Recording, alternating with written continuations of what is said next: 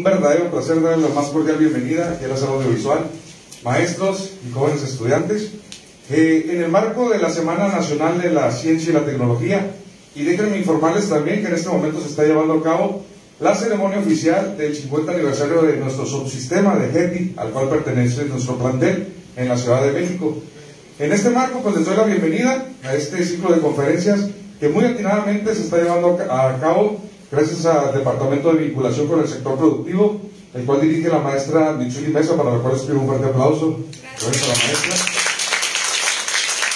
Estoy muy contento porque la persona que les voy a presentar es una persona que admiro y respeto muchísimo por su trayectoria.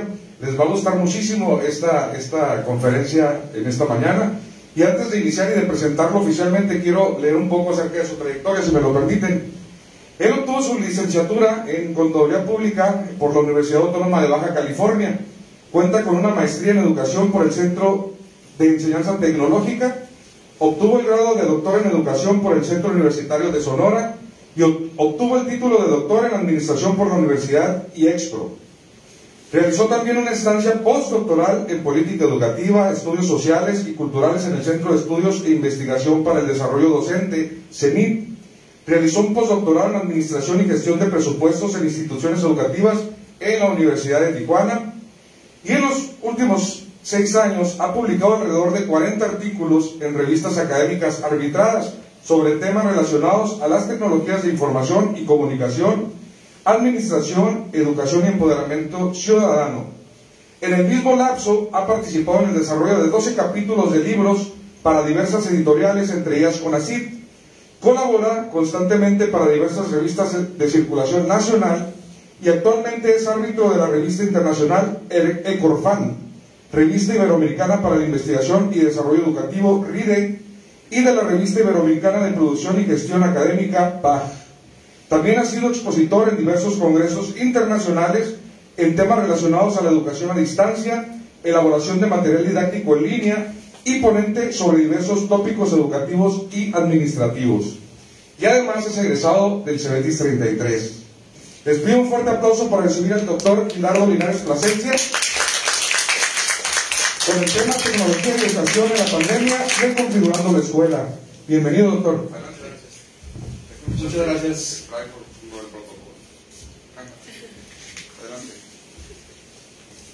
Muchas gracias. Estoy pues muy contento de regresar a esta que fue durante 3 años mi casa y una institución educativa a la cual pues le guardo mucho cariño porque aquí me formé. Pues estaba platicando con Ramón ahí.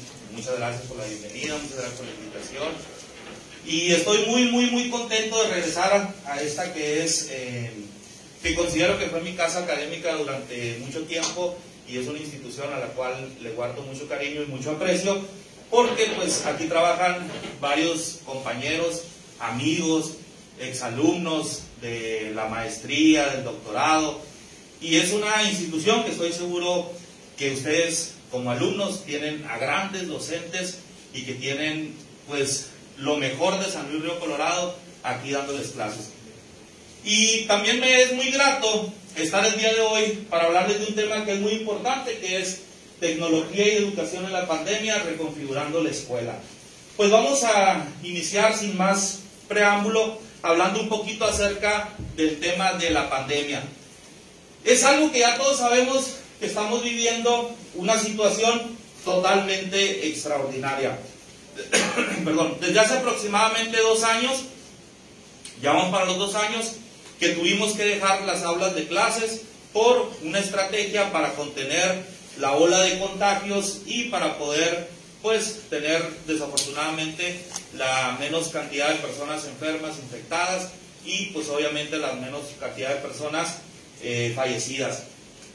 Podemos hablar mucho acerca de la pandemia, pero yo creo que todos sabemos lo que estamos viviendo y todos en realidad somos conscientes de que la pandemia cambió drásticamente en todos y cada uno de los sectores en los cuales nosotros podemos ver. Si nosotros vemos la economía, vean las empresas todo lo que tuvieron que hacer. Empresas de la noche a la mañana tuvieron que configurar un servicio de entrega a domicilio, tuvieron que implementar protocolos de sana distancia, tuvieron que, muchas de las empresas pequeñas y medianas tuvieron que subirse a internet para poder colocar las ventas, tuvieron que hacer ventas por teléfono, tuvieron que implementar el servicio de entrega. En efectos sociales, deportivos, todos los eventos deportivos pues se suspendieron unos Juegos Olímpicos. Imagínense la derrama económica, el impacto que esto genera. Eran 4 años de preparación que traían los atletas y se tuvieron que suspender por los protocolos. Posteriormente se empezaron a regresar a los eventos culturales y deportivos con sana distancia, poco a poco, y vamos saliendo de esta pandemia, o tratamos de incorporarnos a lo que se llama una nueva normalidad. Entonces todo cambia, todo evoluciona, y la gran pregunta que aquí nos hacemos, ¿qué es lo que pasa con la escuela? ¿Qué es lo que va a pasar con la escuela? Que es el tema del cual vamos a estar hablando el día de hoy, y en el cual pues me interesaría también si tienen algún comentario, que lo hagan con toda confianza. ¿Por qué reconfigurar la escuela? Porque todo cambia y porque todo evoluciona. El día de hoy les voy a hablar de 2 tópicos muy interesantes que tienen que ver con la ciencia y con la tecnología. Pero vivimos tiempos difíciles, tiempos extraordinarios que requieren la aplicación de todos y cada uno de nosotros como sociedad para poder salir adelante en este tema de la pandemia. Sobre todo lo que tiene que ver con ciencia y con tecnología es fundamental para poder encontrar soluciones al tema de la pandemia. De nosotros depende que nos reincorporemos al 100% a las aulas de clases. Depende de la sociedad, depende mucho de la ciencia y de la tecnología. Les pongo un ejemplo de la importancia que tiene la tecnología. Los países que mejor salieron o que sufrieron menos por la pandemia, uno de ellos fue China. ¿Por qué China? Que es precisamente donde inicia esta pandemia, es de los que salieron más rápido y es de los que han tenido mejores resultados. Por 2 situaciones. Una no es muy grata, que es un régimen político pues muy severo, muy militarizado, y en el cual los ciudadanos se tienen que comportar de cierta forma. El otro tema que utilizaron la ciencia y la tecnología para todo. La tecnología nosotros la podemos ver como algo muy futurista, pero ahí vamos a ver el ejemplo en China de cómo utilizaron la tecnología para salir adelante en la pandemia. Así como a nosotros nos dijeron que nos teníamos que quedar en casa y que no teníamos que salir y que nada más teníamos que salir a hacer pues los mandados, las vueltas más urgentes, en China también les dijeron lo mismo. Pero utilizaron algo súper importante, la tecnología. En China, en las calles, tenían los drones con un software de reconocimiento facial, con acceso a una base de datos de todos y cada uno de los ciudadanos. De tal momento que tú, si salías a la calle, tarde que temprano te iba a tomar el rostro un dron.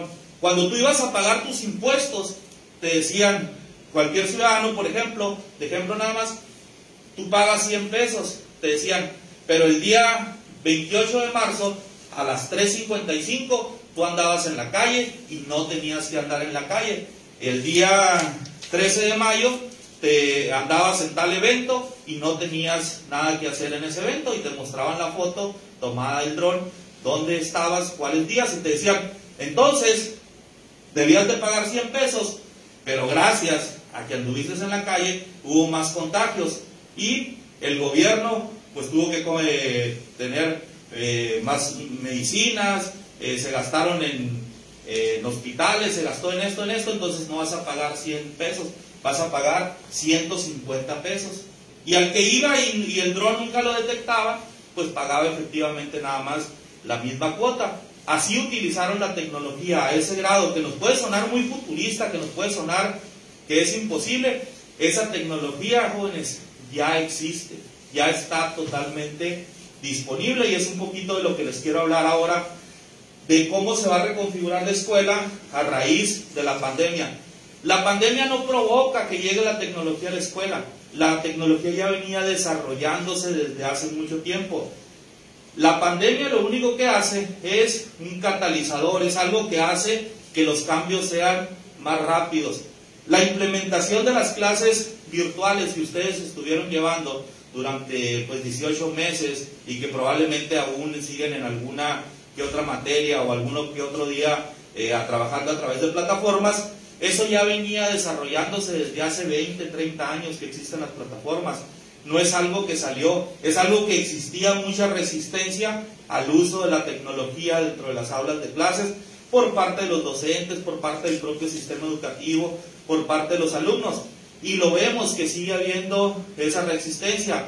Pero este cambio trascendental y tan brusco que ponía en riesgo nuestra vida generó miedo, y ese miedo nos hizo que todos nos fuéramos a las clases virtuales. Cuando en marzo 16 por ahí nos dicen que vamos a abandonar las clases porque está en riesgo nuestra vida, nadie pegó de gritos y todos dijimos, pues ni modo, vámonos a clases. Maestros que tenían 30, 40 años trabajando frente al pizarrón, pues tuvieron que capacitarse. Fíjense, el gobierno había hecho muchos esfuerzos de capacitación, le dio computadoras a los maestros, les daba cursos para implementar la tecnología, y había esa resistencia al cambio. Y ahora sin computadoras, sin cursos, como estaba el miedo, como estaba la incertidumbre de qué era lo que iba a pasar, pues tuvimos que irnos todos a este sistema educativo. Entonces la pandemia nomás es un acelerador. ¿Por qué? Porque todos estos cambios tecnológicos, todo lo que les quiero hablar el día de hoy, en los próximos minutos, es tecnología que ya venía desarrollándose, que ya tiene 20, 30 años, y que a lo mejor ahorita van a pensar ustedes que está muy fumado, que está muy fuera de la realidad, pero a ustedes les va a tocarlo ver. Dentro de 20 años, todo lo que vamos a ver ahorita va a ser lo más cotidiano que va a tener un aula de clases. Un aula de clases, una escuela, tiene que cambiar drásticamente por el uso de la ciencia y de la tecnología.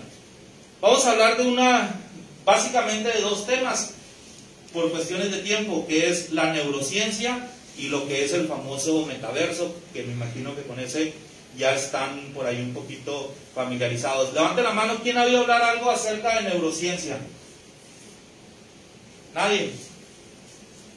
La neurociencia, como les platico, no es tecnología nueva, no es nada nuevo, viene desde 1890 y tantos, empezó a desarrollar este concepto. Siempre, uno de los grandes misterios de la humanidad es cómo funciona la máquina que tenemos encima de nuestros hombros, nuestro cerebro.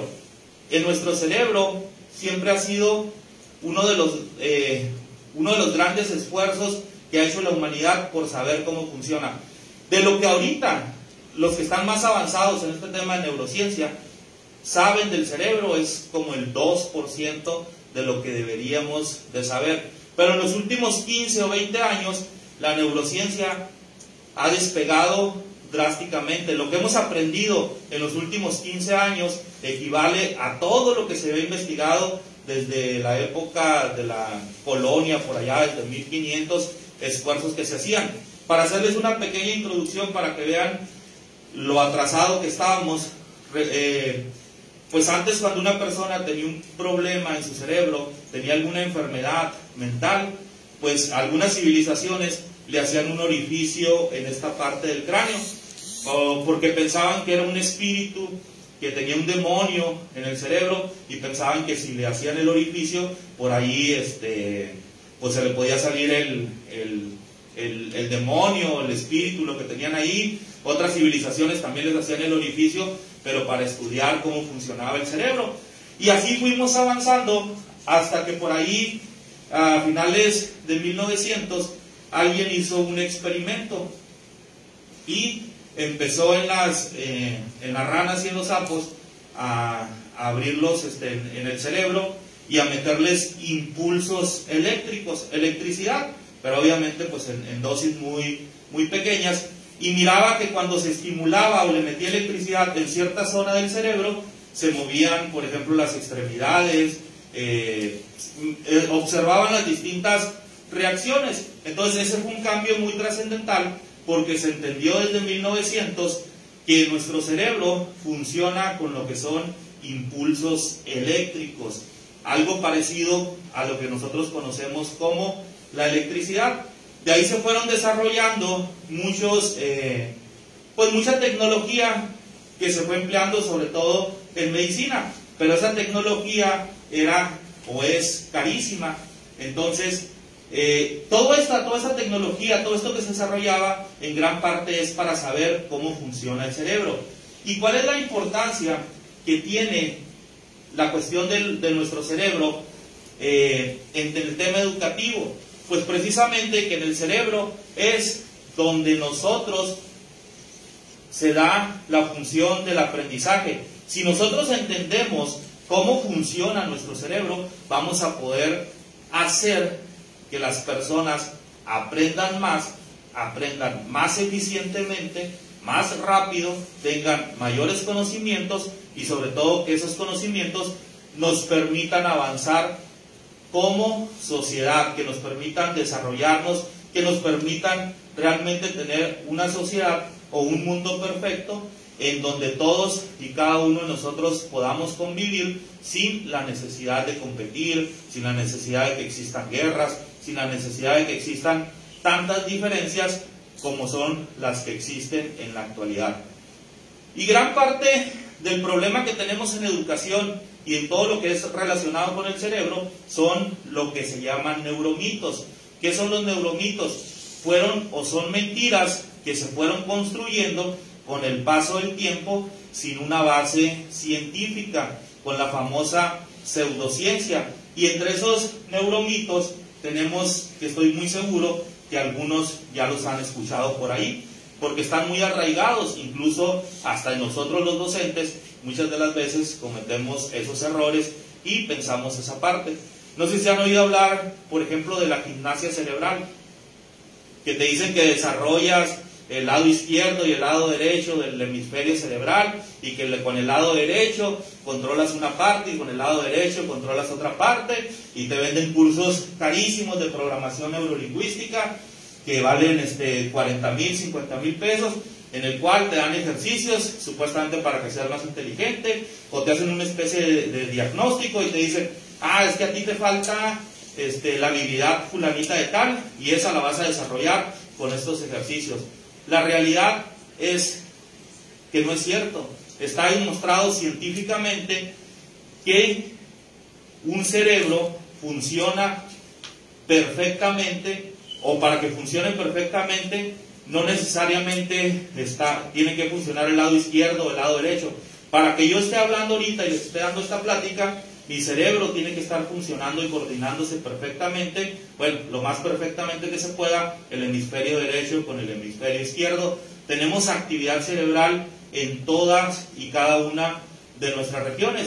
Otro mito por ahí muy famoso, otra mentira, es que dicen que Albert Einstein, que pues para muchos lo consideran el genio más grande de toda la historia de la humanidad, solamente usaba el 5% de su cerebro. No sé si se lo han oído.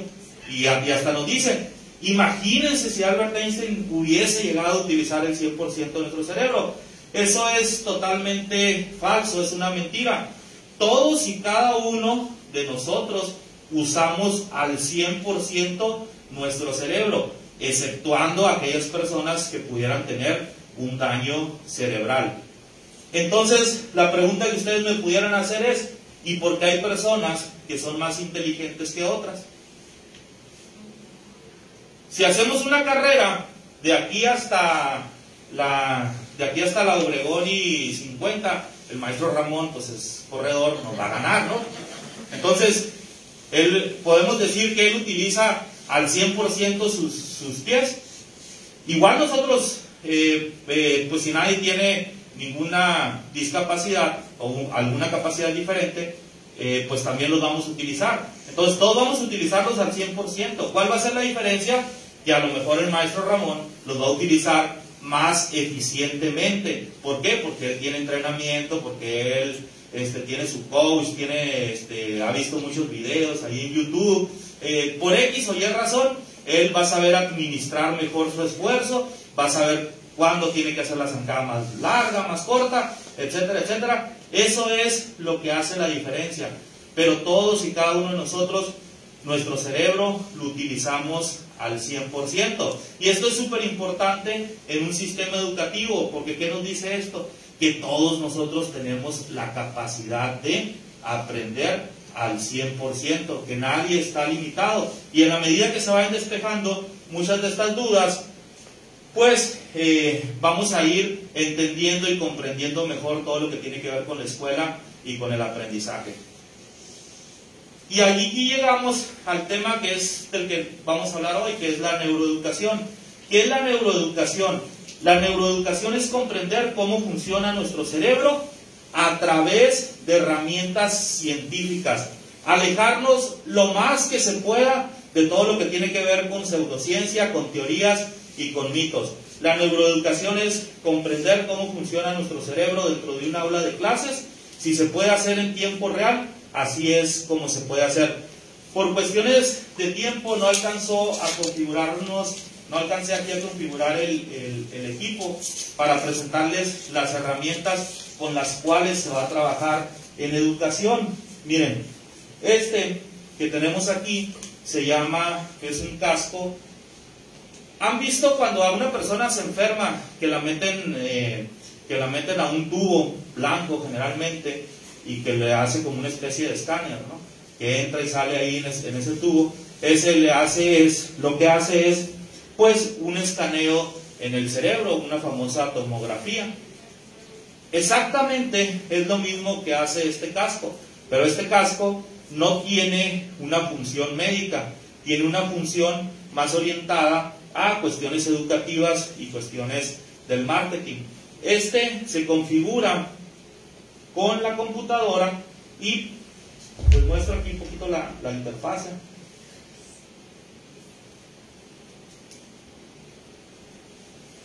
Miren, este casco se le tendría que poner a todos y cada uno de los alumnos.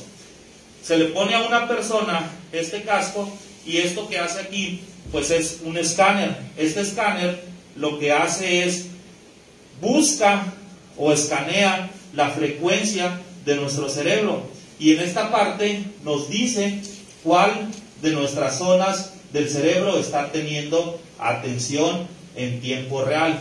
Esto es súper importante porque nos puede medir, por ejemplo, el grado de atención que está poniendo un alumno durante el desarrollo de una clase.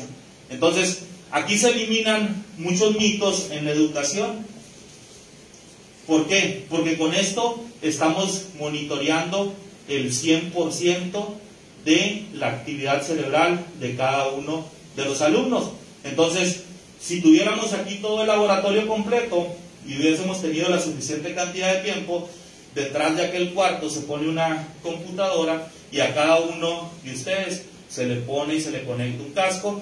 La computadora está recibiendo la información de cada uno de sus cerebros en tiempo real y durante el desarrollo de esta hora hubiésemos sabido con plena exactitud en qué momento pusieron más atención, por ejemplo, a el desarrollo de la clase.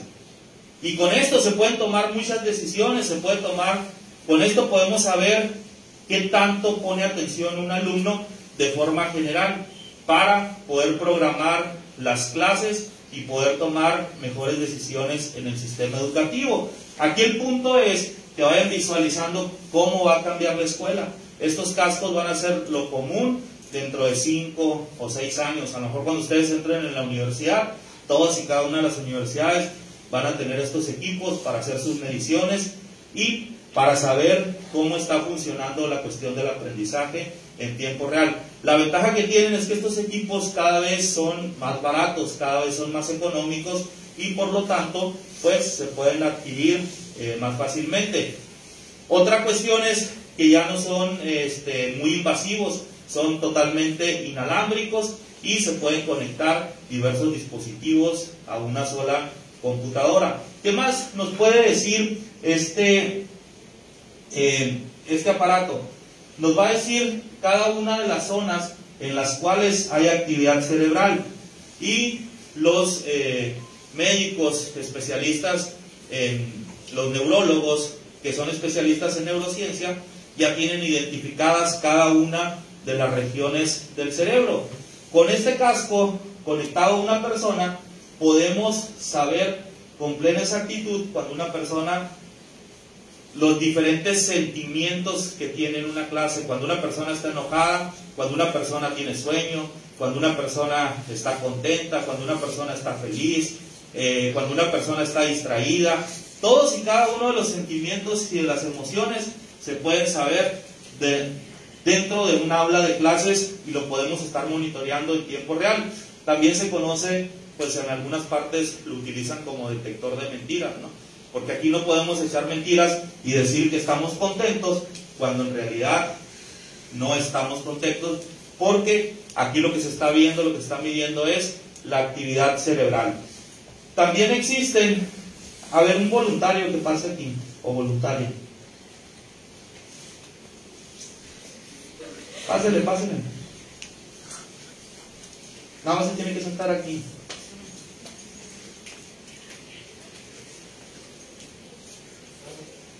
Aquí sí, siéntese.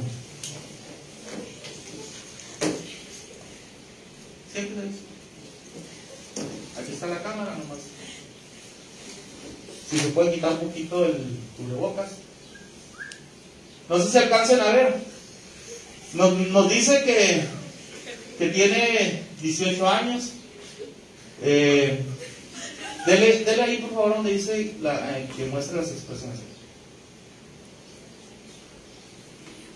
Ese nada más demuestra. La misma clase se va grabando y se está monitoreando. Se pone una cámara aquí de alta resolución con la suficiente cantidad de luz y la cámara en el rostro de la persona ahí nos detecta alrededor de 68 diferentes tipos de emociones. Entonces no hay forma de mentir, pues aquí lo que se trata de la neurociencia es de utilizar todas estas herramientas para poder demostrar lo que antes eran teorías, ¿sí? Antes nos decían que con una presentación en PowerPoint los alumnos ponían más atención. Ahora nosotros podemos medirlo en una clase sin PowerPoint y una clase con PowerPoint con dos grupos diferentes, y ahí nos va a salir si realmente los alumnos están más contentos, si están poniendo más atención. Muchas gracias, Juan. Entonces, ese es un escáner facial. Otra de las herramientas que tenemos, por ejemplo, es este. Este se pone sobre el corazón de la persona con una especie de resorte que va conectado atrás, va en esta parte. Se puede poner por debajo de la ropa para que no sea visible, y este transmite toda la información del ritmo cardíaco, temperatura, presión. Toda esa información nos la está transmitiendo a un centro de cómputo, y en el centro de cómputo ahí estamos registrando todas las variaciones que existen en el pulso de una persona, y a través de esas mediciones con un software especializado se puede saber los efectos de lo que está diciendo el docente, de la participación en la clase, de lo que están haciendo, qué actividad les gustó más, qué actividad les provocó un mayor enojo, etcétera, etcétera. También se pueden utilizar este tipo de herramientas que son, pues prácticamente son relojes comunes que ustedes los pueden comprar ahí en la tienda de ahora a partir del 8 de noviembre que puedan cruzar. Los pueden comprar en $5 ahí con los chinitos, que nos miden igual exactamente lo que es el pulso, lo que es toda esta información. El chiste es tener el software y estar concentrando toda la información para saber exactamente qué es lo que está pasando dentro de una aula de clases. Por aquí tenemos otra herramienta que me hubiera gustado mucho mostrárselas. Este es un escáner de lo que son los ojos. Esta herramienta se configura en la computadora, y en la computadora nos dice exactamente a dónde está dirigiendo la mirada una persona. Entonces, con el equipo suficientemente se puede poner esta misma herramienta, pero obviamente que más grande, en esta parte del pizarrón, y pues esto lo que va a hacer, configurando a cada uno de ustedes como usuarios, vamos a saber exactamente a dónde están dirigiendo la mirada durante una clase. Entonces, con esto vamos a ver si están viendo la presentación. Pero fíjense bien, qué tipo de la presentación están viendo, hacia dónde, hacia qué esquina, hacia la otra esquina, etcétera. Con esto se saca mucha información, por ejemplo, en el área de lo que es el marketing. El marketing utiliza mucho estas herramientas.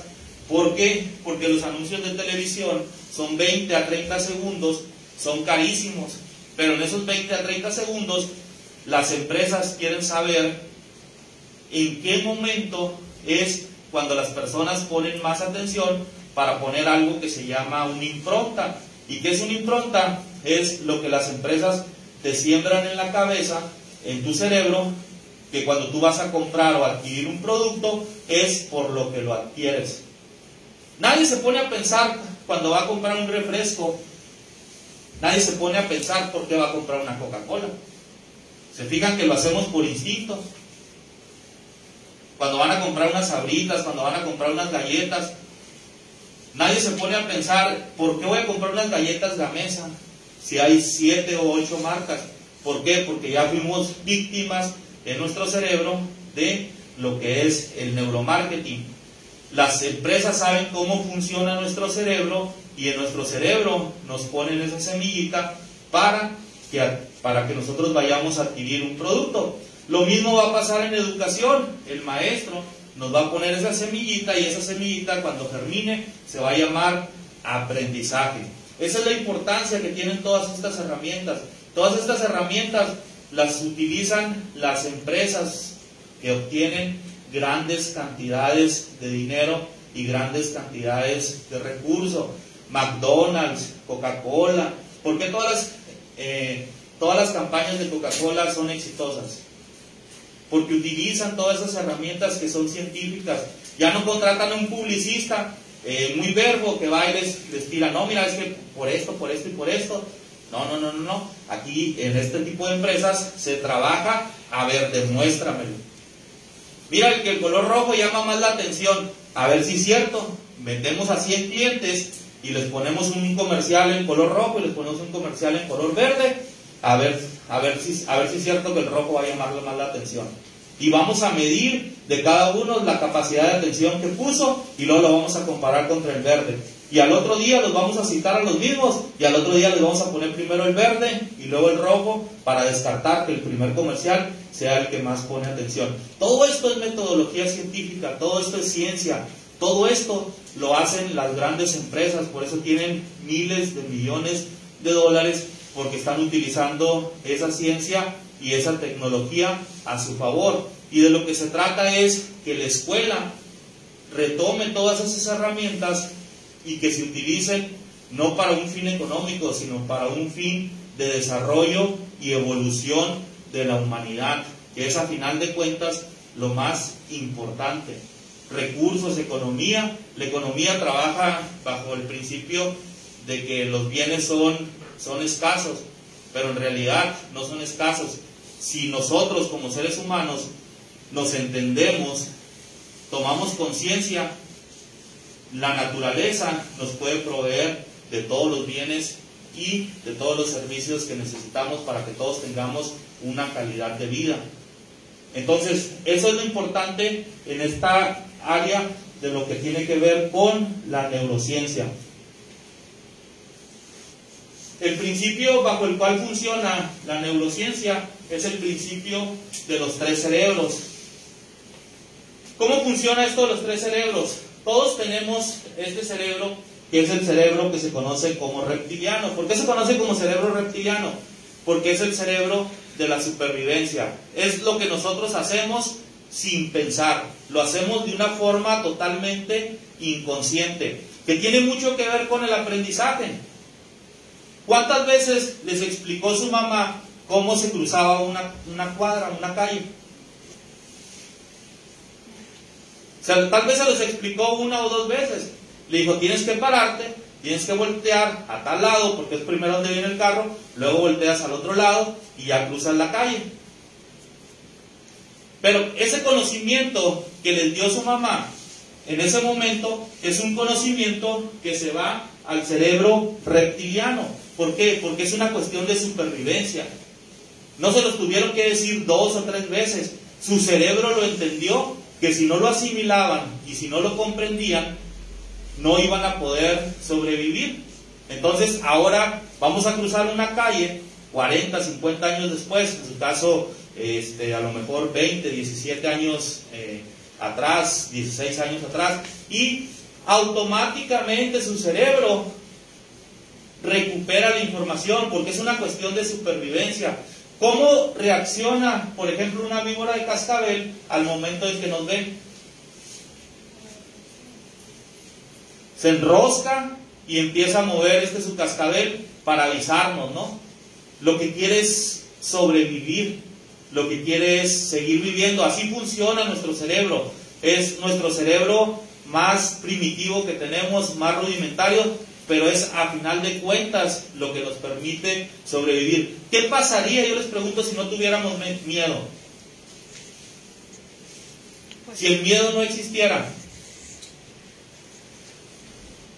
Para empezar, si el miedo no existiera, algunos de ustedes, yo sé que están jóvenes, muy fuertes y se sienten inmortales, pues probablemente se quitarían probablemente tengan ahorita el cubrebocas puesto porque es una imposición, porque es una regla, ¿no? Y porque no los dejan entrar si no lo traen. Pero si no existiera el miedo, muchos de nosotros, más adultos, igual nos quitaríamos el cubrebocas y andaríamos sin cubrebocas. Entonces el miedo es un sentimiento que nos permite sobrevivir. La función que tenemos como seres humanos es entender que ese miedo es algo totalmente natural, es algo que totalmente lo vamos a sentir. Lo que tenemos que hacer es regular ese miedo para que ese miedo no nos paralice a hacer ciertas actividades. Porque si dejamos que el miedo nos gane, pues no saldríamos a la calle porque nos puede caer un rayo, se nos puede caer un transformador encima, nos pueden atropellar, nos pueden pasar cientos de miles de cosas. Y en ese sentido, el miedo es un sentimiento que debemos de regularlo, pero que debemos de entender que es parte de este cerebro reptiliano, que es a final de cuentas lo que nos permite sobrevivir. Posteriormente, como muestra del desarrollo de la evolución del ser humano, se agregó una capa a nuestro cerebro, que es el cerebro límbico, que es donde están las emociones y donde están los sentimientos. Y a lo último tenemos el cerebro que nos diferencia de los demás animales, que es el cerebro, el neocórtex o el razonamiento. Nosotros tenemos razonamiento porque somos capaces de interpretar las emociones y ponerles nombre como un sentimiento. Este aparato, el que les platicaba ahorita, nos puede decir en determinado momento cuando nuestro cerebro existe una reacción química y eléctrica en una determinada zona, y ahí nos va a decir que es algo como felicidad o como amor. El aparato no me va a decir si el amor existe o no existe. Me va a decir que en determinada zona del cerebro hay una reacción química en ese momento, pero de cada uno de ustedes depende que esa reacción química sea interpretada como amor. ¿Han oído la frase que del odio al amor hay un solo paso? ¿Por qué? Porque son regiones de nuestro cerebro que están teniendo cierta actividad, y una persona la puede interpretar como odio y otra persona la puede interpretar como amor.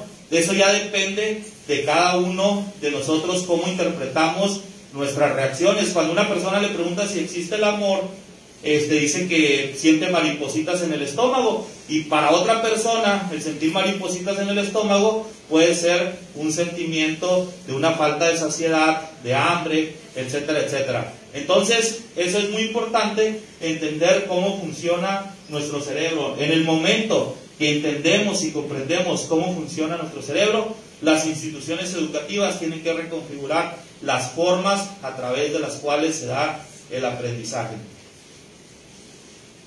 Pasamos un concepto no es novedoso, La primera vez que se habló de metaverso fue en un libro de ciencia ficción de 1980, 1982, un libro en el idioma inglés, no recuerdo el autor, que hablaba de que las personas iban a estar conectadas a un mundo virtual a través de unos lentes, a través de unas gafas, íbamos a estar conectados a eso, y esa persona le llamó en ese libro de ciencia ficción metaverso. Como les digo, gran parte de la ciencia y la tecnología, parte de las películas, parte de cosas que son futuristas, que a lo mejor a ustedes ahorita se les hace muy alocado, muy de que no va a suceder, pero ténganlo por presente que va a suceder. ¿Cómo se comunicaba el santo? No, pues pregúntenle a su papá, a su mamá, a su abuelito, ¿cómo se comunicaba el santo contra Blue Demon cuando luchaban contra las momias de Guanajuato? Lo hacían a través de un teléfono, y eran películas a blanco y negro, no sé en qué años estarían filmadas, imagino que por ahí en los 60. Entonces imagínense, salía el santo y le decía Blue Demon, y le hablaba por el teléfono. La gente que iba al cine pagaban por ver eso, y eso se les hacía totalmente futurista.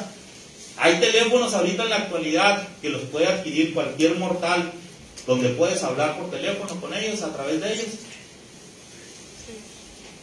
Entonces, todo esto que les estoy hablando, ustedes lo van a ver como algo muy futurista, pero por ejemplo esto del metaverso les va a tocar. ¿Por qué les va a tocar? Porque la principal red social ya cambió de nombre, se llama Meta. Y las personas pensamos muchas de las veces que nada más es un cambio de nombre. No, es un cambio de concepto y es un cambio de idea. Todas las empresas, todas las redes sociales tienen lo que se llama un ciclo de vida. Todas las empresas, cuando lanzan un producto, ese producto, igual que cualquier persona, nace la idea, va creciendo, se desarrolla, llega a su cúspide y luego tiende a decrecer y luego tiende a morir. Coca-Cola, el ejemplo que ustedes me pongan, que tiene 100 años, la clave del éxito lo saben los empresarios. ¿Cuál es la clave del éxito de una empresa para que su producto siga consumiéndose? Todos los productos van a morir, todas las empresas van a morir, incluidas Coca-Cola. ¿Por qué no ha muerto? Porque simple y sencillamente su ciclo de vida de las empresas es corto. Ellas lo que están haciendo es hacerlo lo más largo posible.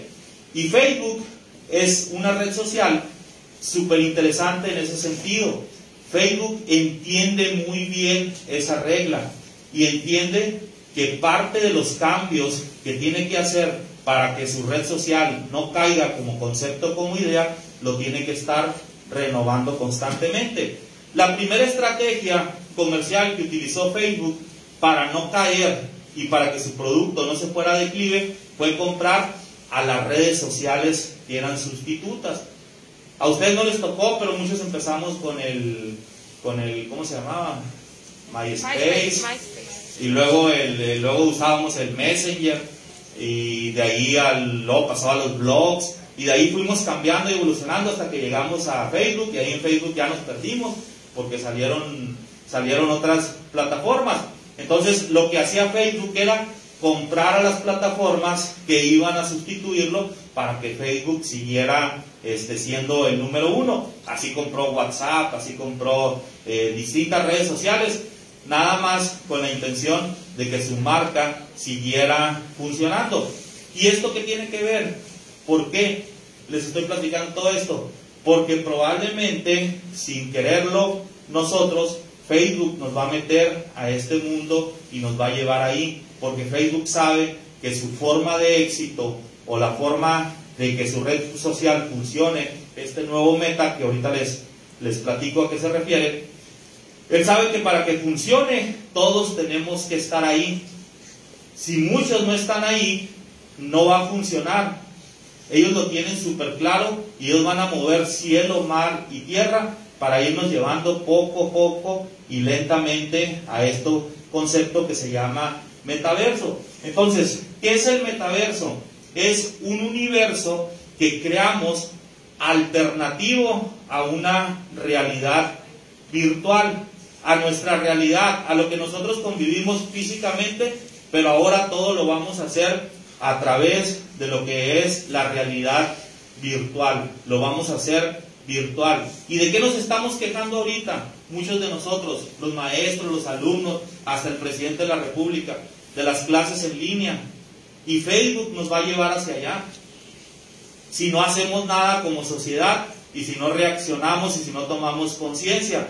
¿Por qué? Porque al final de cuentas, lo que está detrás de este concepto de metaverso son los poderes económicos. Y les explico un poquito cómo va a funcionar el famoso metaverso de Facebook. Porque ustedes pueden decir que eso ya existe, que hay juegos como Roblox, no sé cómo se llama el juego que juegan ustedes, ese que hacían con Legos hace mucho tiempo, ¿cómo se llamaba? Que hacían ciudades y que compraban cosas ahí, etcétera, etcétera. Pero eran realidades que existían, pero no eran realidades generalizadas. Aquí el problema es que nos van a llevar a todos a este modelo de consumo virtual. Y para que me entiendan el por qué quiero concientizarlos de esto, es porque aquí hay una trampa muy importante.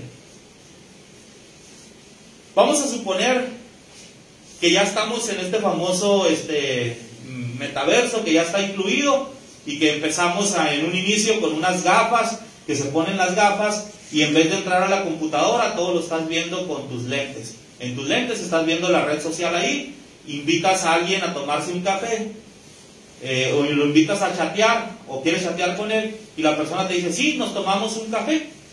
Ok, tal día, tales horas, nos vamos a tomar un café por medio de la plataforma, no un café físicamente.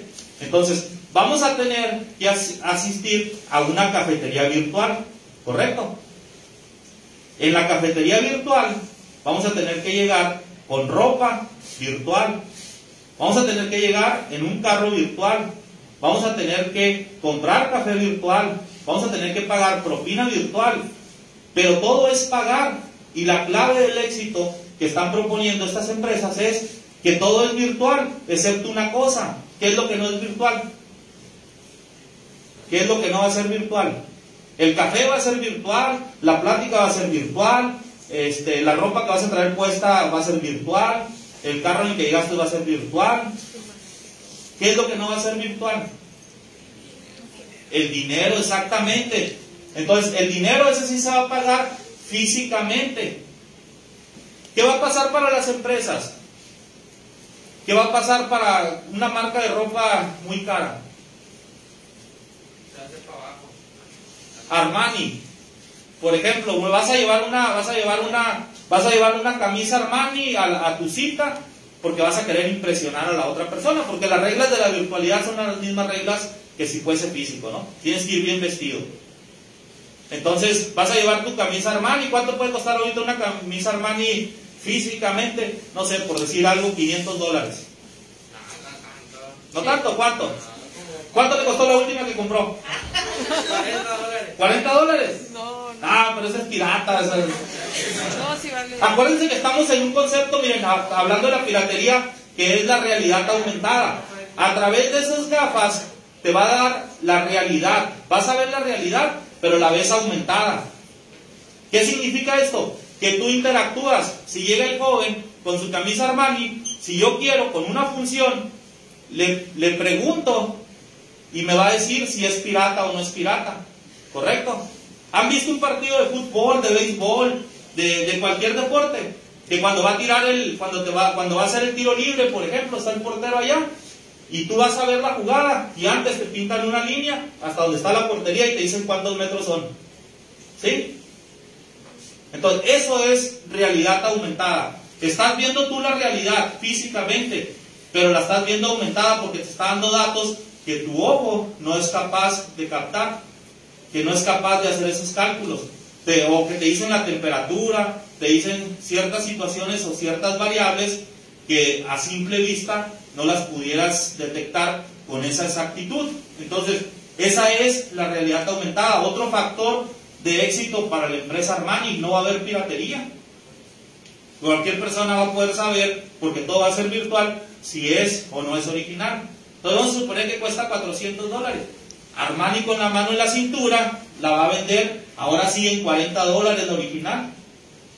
¿Por qué? Porque sus costos de producción se van hacia abajo totalmente, y hacerlo virtual es mucho más fácil y ellos van a seguir teniendo en el volumen una gran cantidad de utilidades. Entonces todo esto va a funcionar de esa forma. Las empresas van a tratar de meternos a esa virtualidad. ¿Y qué va a pasar con la escuela?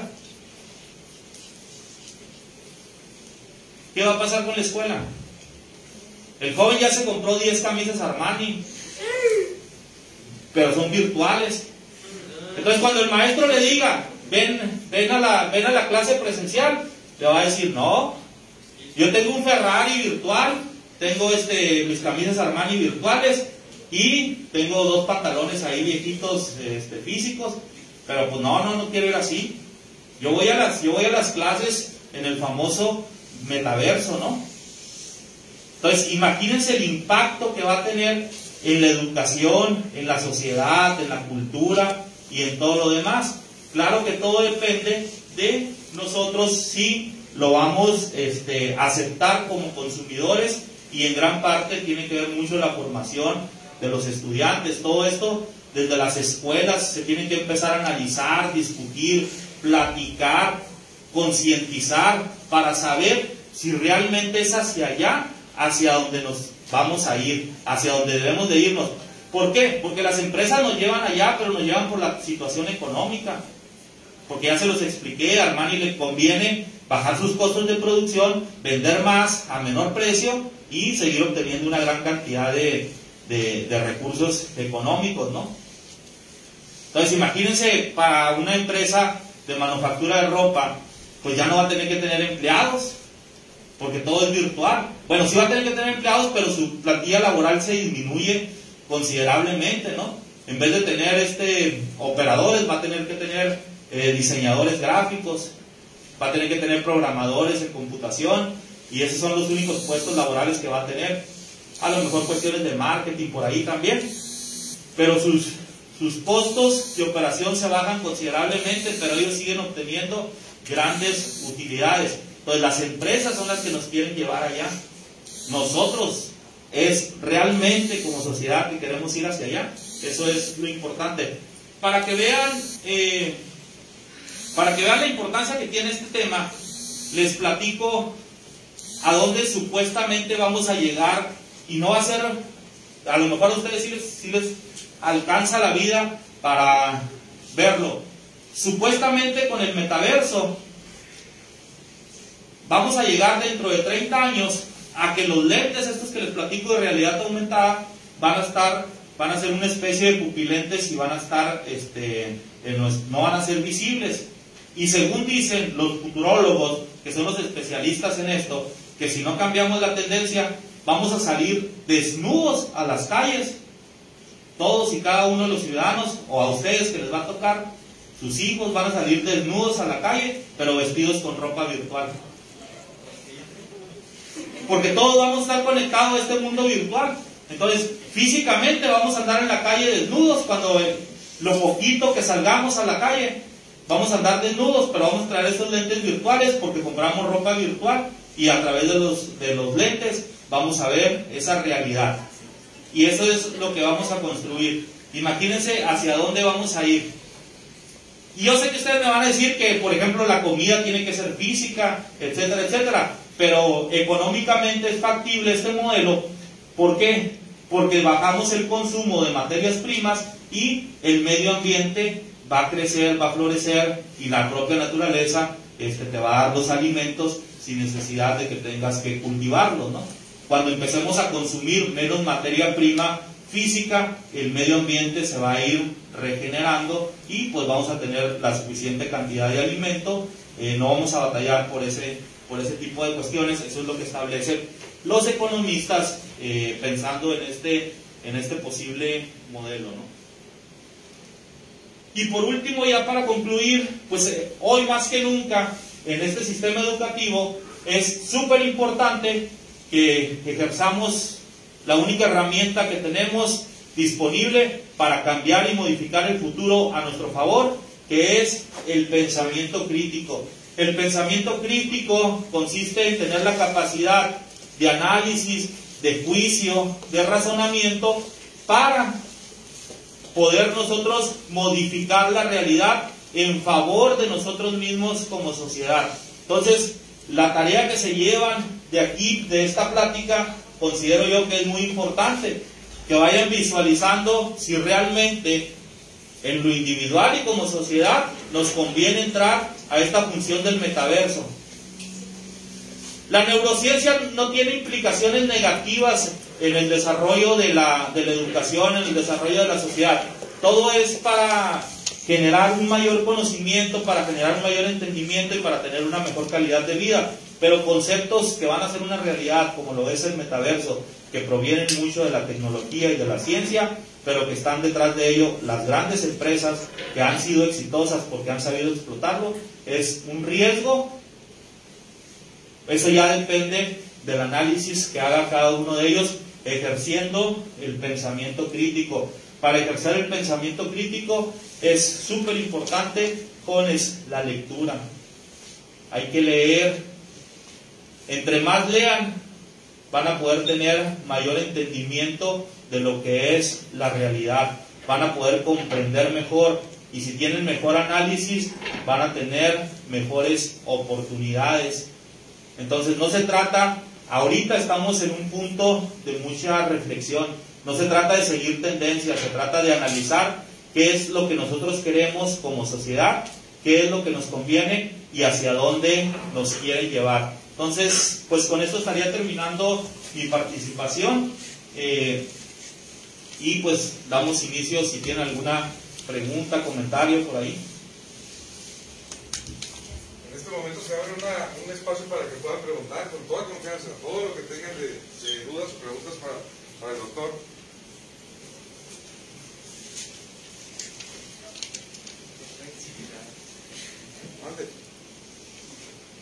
Bueno, yo no pienso así de mucho, así que la tecnología llegue a ser, puede ser, llegar a ser mucho, pero no tanto de ser como traer camisas virtuales o así. Pues le repito que si usted le pregunta a su papá o a su abuelito, si tiene la fortuna que estén vivos, una persona que cuando miraba las películas del Santo contra Blue Demon, ¿qué pensaba de eso, no? Si pensaba que alguna vez iban a poder comunicar a alguien por un teléfono, ¿no? Pues yo quiero comentar algo ahí ahorita, aunado a eso. Mi mamá me platica que mi abuelita, o sea, la mamá de mi mamá, le decía, ay, mijita, ¿cómo quisiera tener algo como para prender la tele, ¿no? O sea, dice que eso hace años que ella se lo comentó. Y dice, mira, ¿quién nos iba a decir que iba a evolucionar tanto la tecnología? Exacto, que ya tenemos un control remoto para la televisión, pero mi mamá me cuenta pues que su mamá le hizo ese comentario, que ella recuerda cuando estaba muy chica que le hizo ese comentario, así como de que tuviéramos algo que pudiera encender la televisión o mover los canales, todo eso, cuando eran, ¿se acuerdan?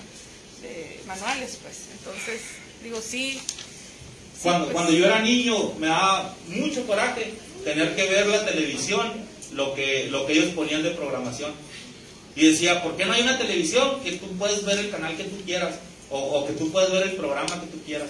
O que estaba en la escuela, en la primaria, y pasaba un partido de fútbol de alguna selección o algo así, que se me pasaba el partido.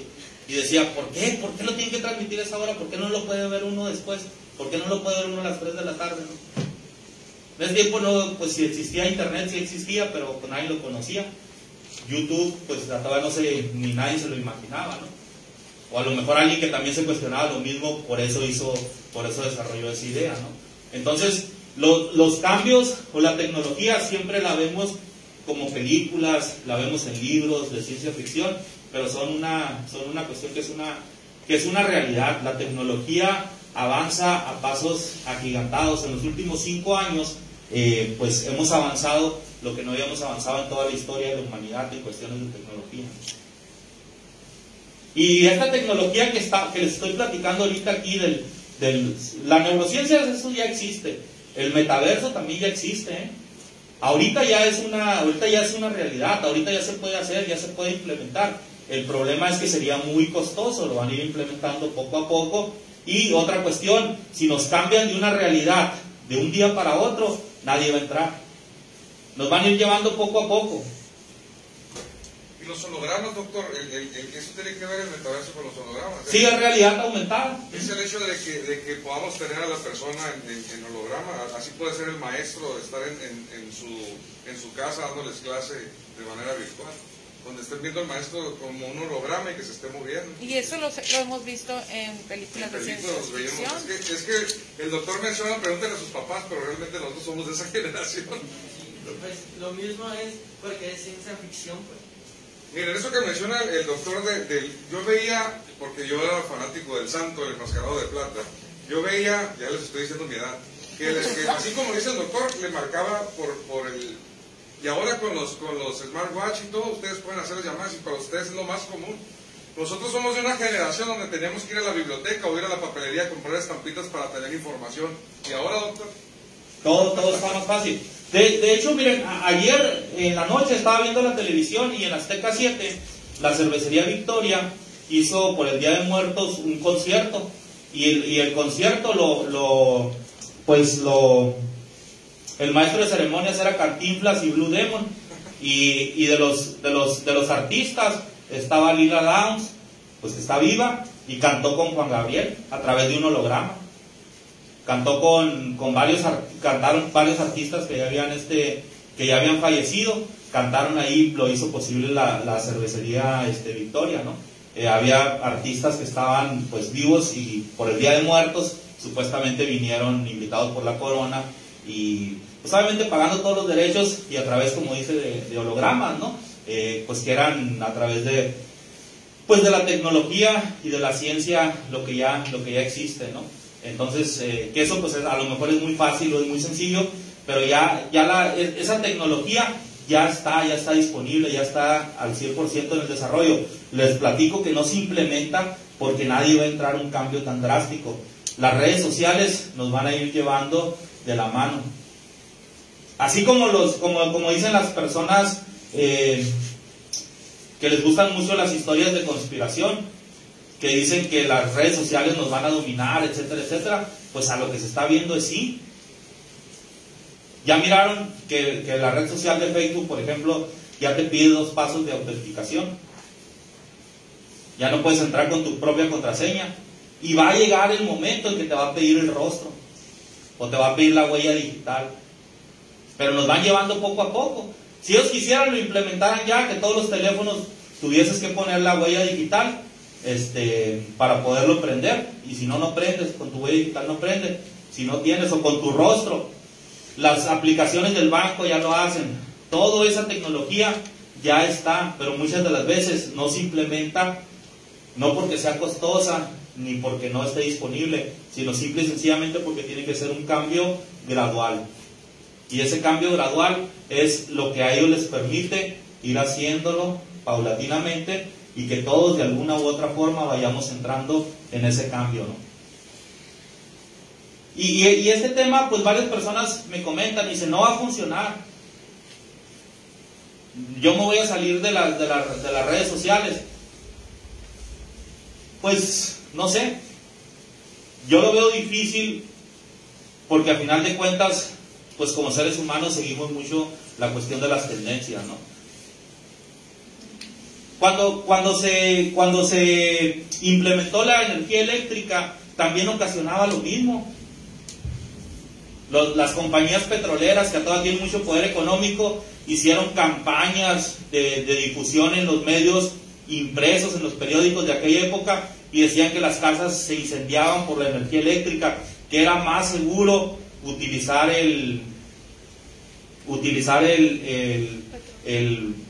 petróleo, los derivados del petróleo, para alusar las calles y para alusar las casas, ¿no? Incluso había una licitación por las cataratas del Niágara para generar electricidad, iluminar toda una gran parte de Estados Unidos y Canadá, y había dos empresas en pugna por ganar esa licitación, que era la AC y la DC, o sea, los 2 tipos de energía que estaban compitiendo, y el que ganara se iba a llevar todo. Y la de Tomás Alva Edison hizo una jugada ahí de lo que ahora conocemos como guerra sucia. Hizo la silla eléctrica, pero la silla eléctrica la hizo con DC, que era la de la de Tesla. Entonces mataron a una persona con energía eléctrica y llevaron a los medios de comunicación para que vieran que la energía DC era pues que no era que la AC no era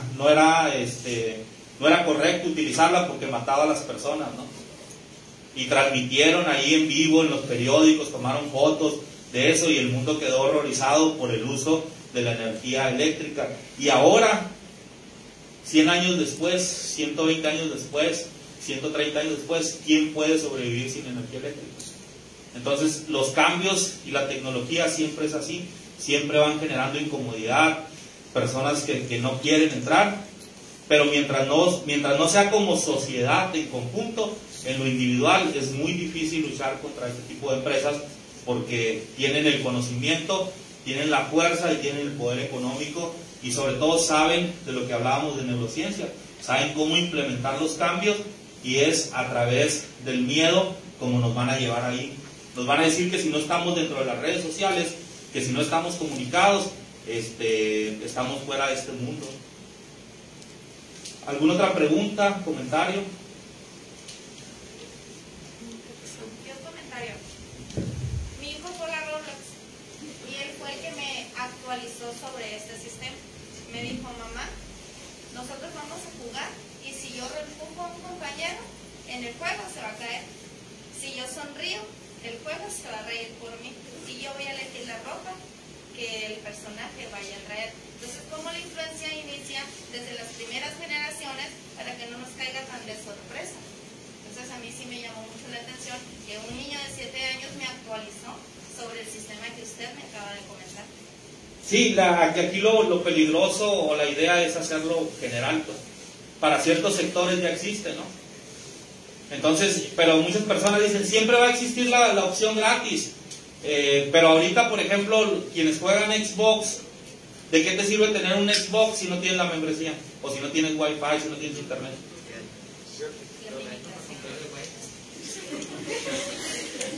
Entonces, esa es la idea, pues, de que a todos nos van a meter al metaverso por la cuestión del consumo, pues, por la cuestión de que todo el consumo va a ser virtual y a las grandes empresas les conviene el consumo virtual por lo que ya hemos platicado. Pues básicamente reducción de costos, pueden vender más barato, pero en la medida que venden más barato, venden más. Apenas decido tener mi armario.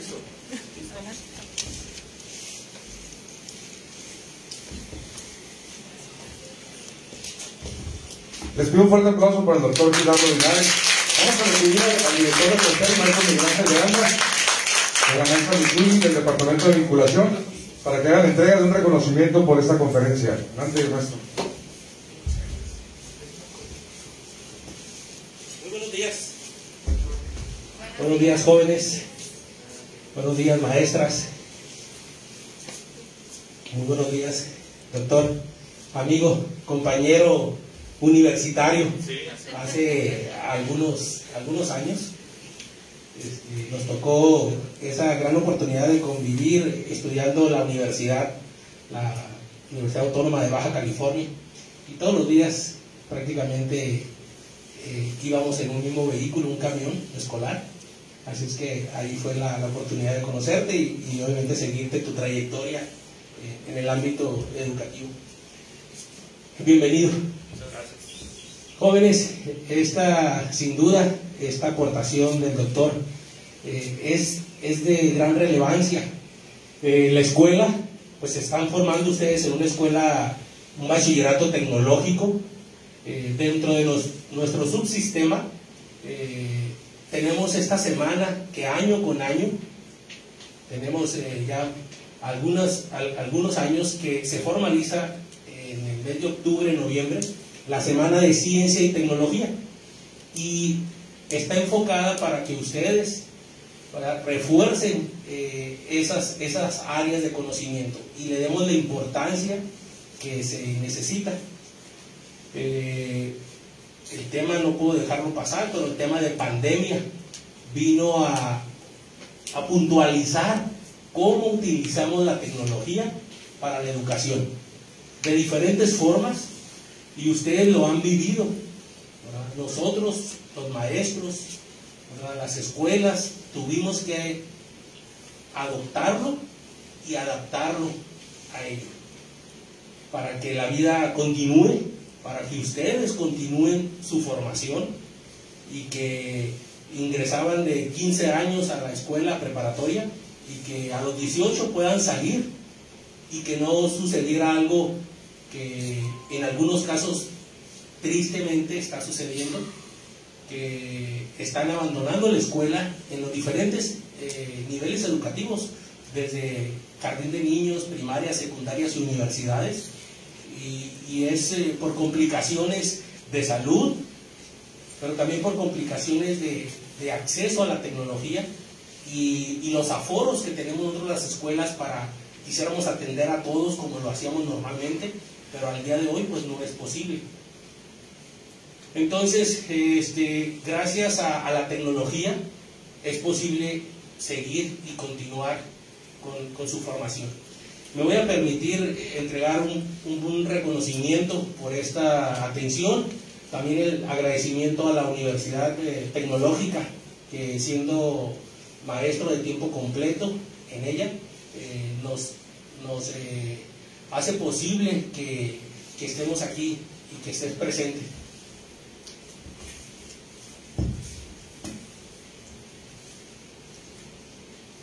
Dice: Secretaría de Educación Pública, Subsecretaría de Educación Media Superior, Cebetis 33, Semana Nacional de la Ciencia y Tecnología, del 3 al 5 de noviembre del 2021.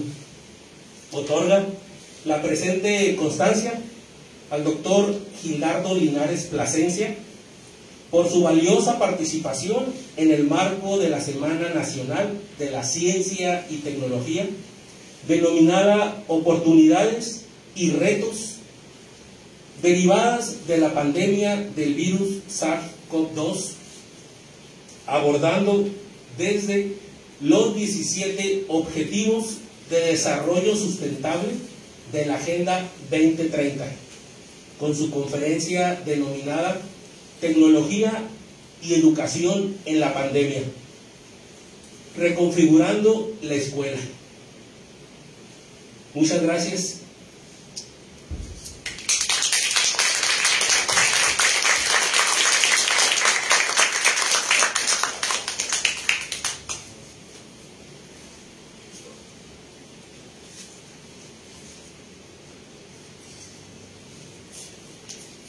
De igual manera, las maestros que se encuentran y que apoyan a los jóvenes, que les comento, esta semana es la semana emblemática, pero pues en todo momento están los jóvenes recibiendo conocimientos y aprendizajes en educación y en tecnología. Muchas gracias. Oficialmente pues vamos a partir con la conferencia de Así es. doctor, estamos arranqueando nuestra agenda, ¿no?, de correspondiente a la Semana Nacional. Seguramente, así es, seguramente se dieron cuenta y esta organización participa un grupo de personal de la escuela, pero coordinado por la maestra Mitsuli Mesa del Departamento de Vinculación, y en esta ocasión, por lo mismo, por la situación de pandemia y la modalidad que tenemos, estamos viendo que se está transmitiendo en vivo, en directo, a través de nuestras redes sociales de Facebook y YouTube. Es decir, para ustedes que en esta ocasión están de manera presencial, pero los demás jóvenes, los padres de familia, la comunidad entera, pudo haber apreciado esta conferencia. Y las que vienen, está publicado en nuestra página de Facebook el resto de las conferencias, así es que los invito a que lean el contenido, vean los horarios y si es posible y no se les cruzan con sus clases, pues lo puedan observar desde fuera de este recinto, pero a través de su teléfono, a través de su computadora, por medio de las redes sociales. Muchas gracias. Nos pudiéramos tomar una foto con los jóvenes. Nos vamos a acercar nosotros para allá. ¿Sí?